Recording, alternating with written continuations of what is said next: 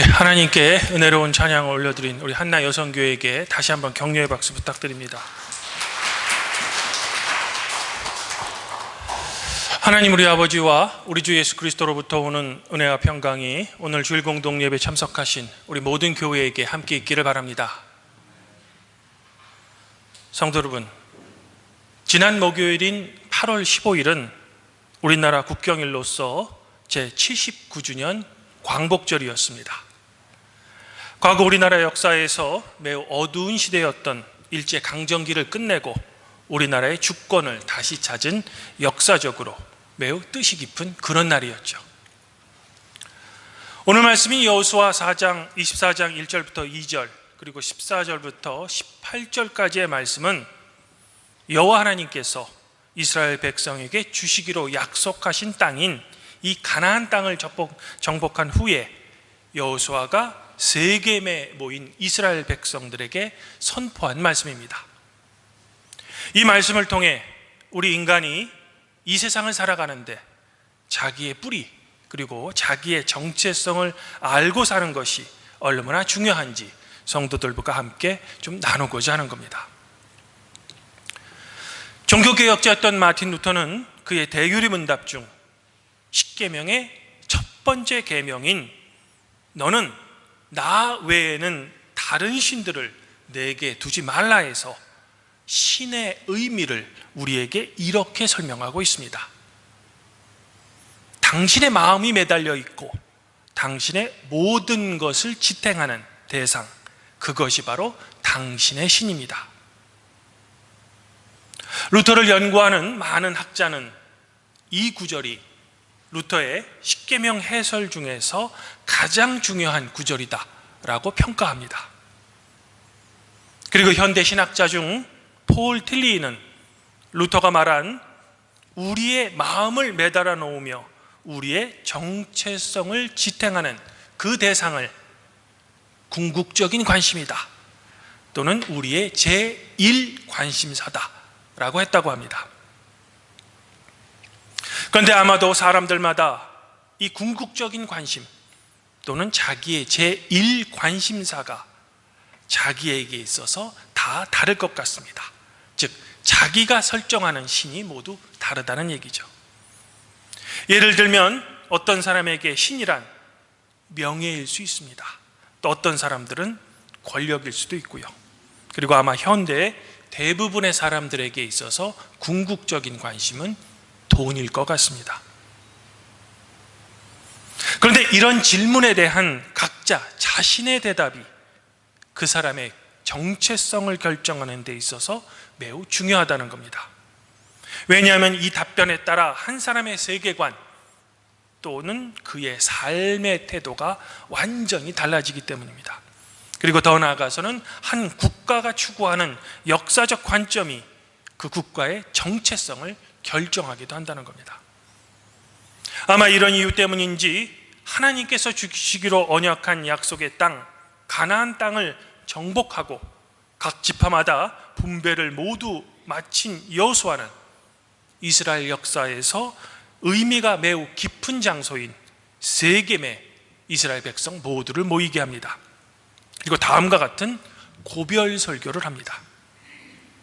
그러므로 이제는 여호와를 경외하며 온전함과 진실함으로 그를 섬기라. 너희 조상들이 강 저쪽에서 애굽에서 섬기던 신들을 치워버리고 오직 여호와만 섬기라. 만일 여호와를 섬기는 것이 너희에게 좋지 않게 보이거든 너희 조상들이 강 저쪽에 섬기던 신들이든지 또는 너희가 거주하는 이 땅에 있는 아모리 족속의 신들이든지 너희가 섬길 자를 오늘 택하라. 오직 나와 내 집은 여호와를 섬기겠노라. 이제 여호수아의 이런 질문에 대해 이스라엘 백성들은 다음과 같이 답변했다고 합니다. 우리는 결단코 여호와를 버리고 다른 신들을 섬기는 일을 절대로 하지 않겠습니다. 오직 여호와만이 우리의 하나님이십니다. 이스라엘 백성들의 이런 답변을 들은 여호수아는 여기서 끝내지 않습니다. 무려 3번이나 이스라엘 백성이 오직 하나님만을 섬길 것을 확답받죠. 그리고 이런 확답 후에야 이 맹세를 기억하기 위해 세겜의 상수리나무 아래에 언약의 증거의 돌을 세웁니다. 그리고 그 후에야 이스라엘 백성들을 비로소 자기들의 땅으로 돌려보내죠. 그리하여 이스라엘 백성들은 여호수아가 살아있는 동안, 그리고 여호수아 뒤에 생존했던 장로들이 살아있는 동안에는 여호와를 잘 섬기게 됩니다. 우리 인간의 역사의 삶에서 이 역사적 기억과 기념이 얼마나 중요한지를 여기서 우리는 알 수 있죠. 또한 역사의 교훈과 기억을 얼마만큼 후대에 전수하는가가 그 집단의 미래를 결정하는 겁니다. 이런 점에서 역사 교육은 우리 인간의 삶에서 매우 중요하다는 겁니다. 그런데 오늘 말씀 속에 여호수아가 이스라엘 백성에게 물었던 너희들이 어떤 신을 섬길지를 오늘 선택하라 라는 이 질문은 그저 성경 속에 이스라엘 역사 속에서만 등장하는 과거의 질문이 아니라는 겁니다. 즉 이 질문은 우리 그리스도교 역사에서 계속해서 반복되었던 질문이며, 특별히 믿음이 흔들리던 혼돈의 시대에는 우리 그리스도인으로 하여금 우리의 정체성을 잃지 않게 했던 근본적인 질문이라는 겁니다. 그리고 이 질문의 깊은 고민 가운데 종교개혁도 시작된 겁니다. 그러므로 성경 속의 이스라엘뿐만 아니라 현대를 살고 있는 우리 그리스도인에게도 우리가 도대체 어떤 신을 나의 신으로 섬길지를 묻는 이 질문은 여전히 유효하며 여전히 중요하다는 거죠. 그렇다면 제가 여기서 성도 여러분들에게 한번 여쭤보고 싶습니다. 우리 발복교회 성도 여러분들은 오늘 말씀 속에 이스라엘 백성들처럼 오직 여호와만이 여러분의 하나님이며 여러분들의 궁극적인 관심이며 여러분의 제1 관심사인지를 말입니다. 그리고 바라기는 저의 이 질문에 모두 아멘으로 답하기를 저는 간절히 소망해 보고 싶습니다.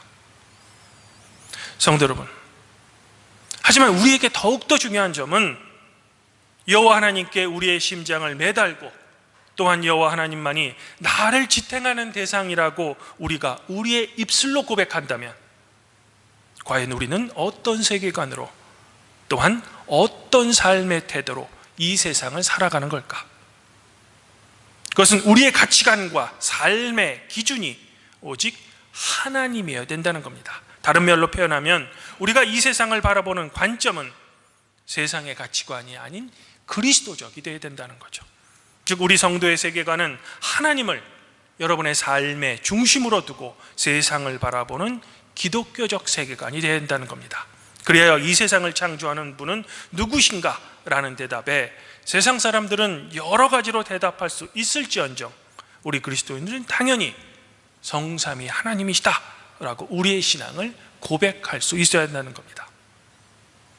그러면 이제 저는 여기서 우리가 이러한 기독교적인 세계관으로 이 세상을 살아갈 때 중요하게 생각해야 할 복음의 두 가지 관점에 대해 성도 여러분들에게 제안 드리고 싶은 겁니다.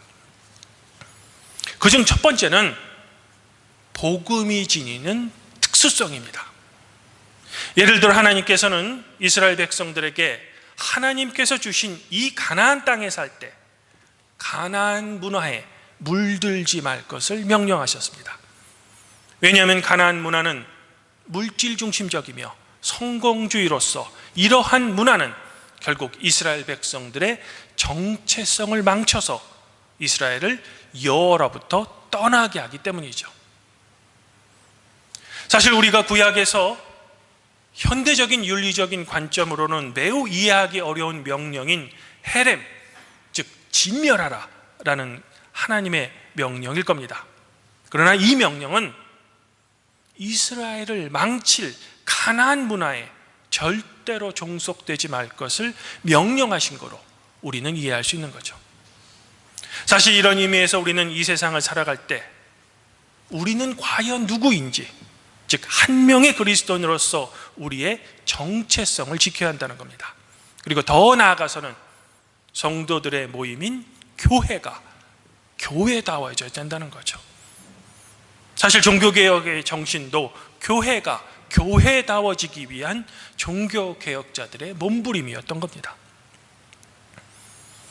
오늘 복음서 말씀에서 예수님께서는 당신께서 이 세상에 오신 이유를 이렇게 선포하셨습니다. 내 살을 먹고 내 피를 마시는 자는 내 안에 거하고 나도 그의 안에 거하나니 살아계신 아버지께서 나를 보내심에 내가 아버지로 말미암아 사는 것 같이 나를 먹는 그 사람도 나로 말미암아 살리라. 이것은 하늘에서 내려온 떡이니 조상들이 먹고도 죽은 그것과 같지 아니하여 이 떡을 먹는 자는 영원히 살리라. 즉 예수 그리스도를 믿는 그 믿음으로 말미암아 우리는 영생할 수 있다라는 그런 말씀입니다. 또한 예수 그리스도의 사도였던 사도 바울은 에베소 교회에 보내는 편지에서 범사에 우리 주 예수 그리스도의 이름으로 항상 아버지 하나님께 감사하며 그리스도를 경외함 같이 서로 복종할 것을 권면했습니다.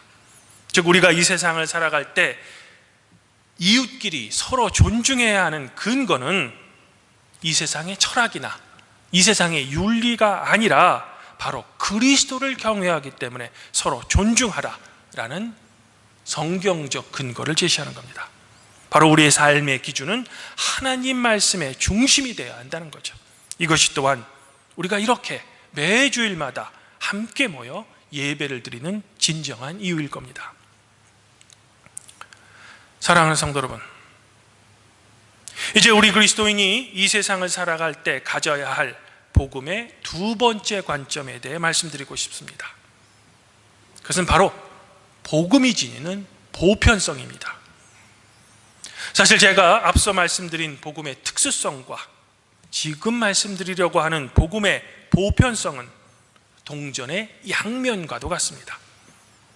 예를 들어 동면의 앞면만 있으면 온전한 동전이 될 수 없듯이 복음의 특수성만으로는 복음은 반쪽짜리 복음이 되는 거죠. 오늘 시편 기자는 여호와를 경외하는 사람들에게 악을 버리고 선을 행하여 화평할 것을 노래합니다. 왜냐하면 여호와의 눈은 이런 행동을 하는 의인을 항상 찾으시고 여호와의 귀는 의인의 부르짖음에 귀를 기울이시기 때문입니다. 즉 우리의 하나님 여호와께서는 우리에게 당신 자신만을 사랑할 것을 명령하시지만 이른바 자연법도 함께 지킬 것도 말씀해 주시는 겁니다. 그리고 역사적으로 보면 이런 복음의 보편성이야말로 그리스도교가 유대인으로 구성된 예루살렘 교회만 머물렀던 것이 아니라 이 예루살렘 교회로부터 출발해서 세상의 모든 나라에 전파될 수 있는 근거가 될 수 있었던 거죠. 이런 측면의 연장선상에서 우리 그리스도인과 교회는 항상 우리가 사는 이 세상과 소통해야만 합니다. 즉 교회에만 관심을 두는 것이 아니라 사회의 공공성에 대해 관심을 가져야 하며 고아, 과부, 그리고 나그네로 대표되는 이 사회의 약자들의 돌봄에도 교회는 특별히 신경 써야 하는 거죠. 그러므로 우리 성도는 예수님께서 우리를 사랑한 것 같이 우리도 하나님을 사랑하고 이웃을 사랑하는 그리스도의 정신이 밑바탕이 된 올바르고 건전한 기독교적 세계관을 가져야 한다는 거죠. 그리고 이 세계관을 기준으로 우리는 이 세상을 바라보며 이 세상을 그리스도인으로서 또한 그리스도인답게 살아가야 한다는 겁니다.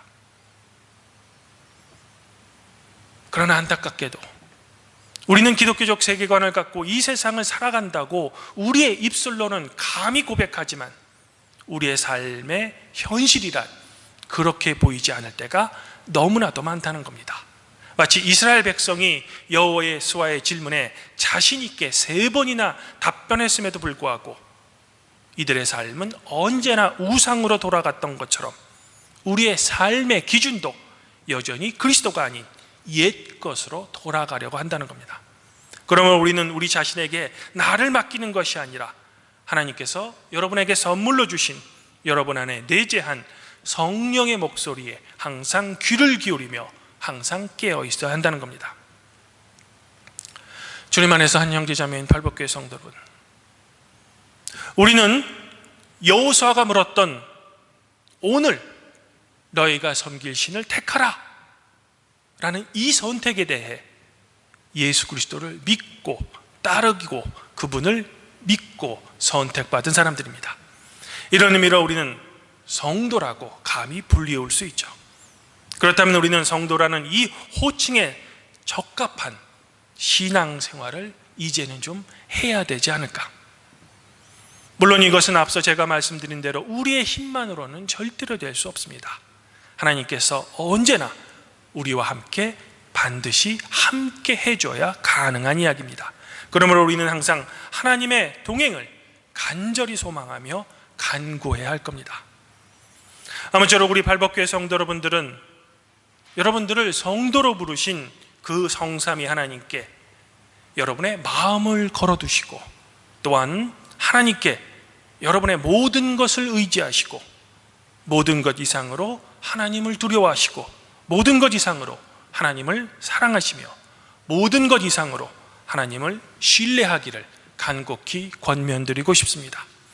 그리하여 여러 가지로 혼탁하고 힘든 이 세대에 성삼위 하나님을 여러분의 삶의 중심으로 살아가는 우리 발복교회 성도 여러분들에게는 사랑을 베푸시는 성부와 은총을 내리시는 성자와 일치를 이루시는 성령의 크나큰 축복과 위로가 성도 여러분들 자신과 여러분들의 가정 위에 항상 충만하시기를 우리의 진정한 주님이신 우리 주 예수 그리스도 이름으로 간절히 축원드립니다. 그리하면 모든 지각에 뛰어나신 하나님의 평강이 그리스도 예수 안에서 성도 여러분들의 마음 그리고 생각을 지켜주실 것입니다.